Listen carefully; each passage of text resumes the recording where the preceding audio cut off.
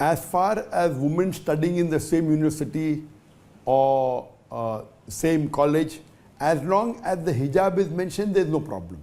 But if you are saying co-education means they are studying in the same class and sitting next to each other, this is not correct in Islam. Because in Islam there is hijab.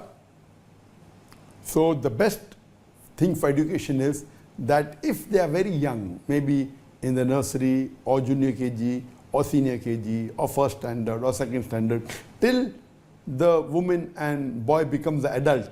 If below the age of 8, if they sit in the same class, there is no objection.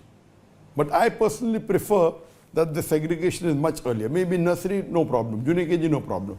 But once they reach first standard, second standard, they should be segregated. But Islamically, till they become matured, till they reach puberty, below the age of 9, there is no problem. They can intermingle, it's permitted. But I prefer at early age.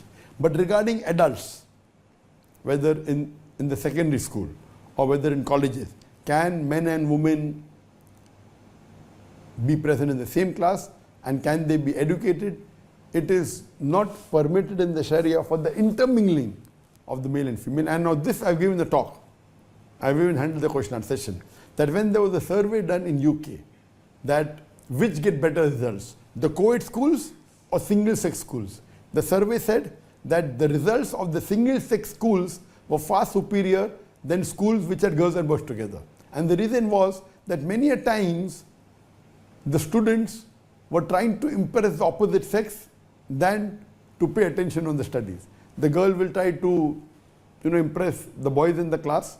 The boys will start and try and impress the girls in the class. So the concentration level normally is less in a co-ed school as compared to a single-sex school. And Islamically also the hijab is there. Islam doesn't agree in intermingling. If you have intermingling of sexes in co-education, besides the level of education coming down, even Islam doesn't permit it because there is segregation.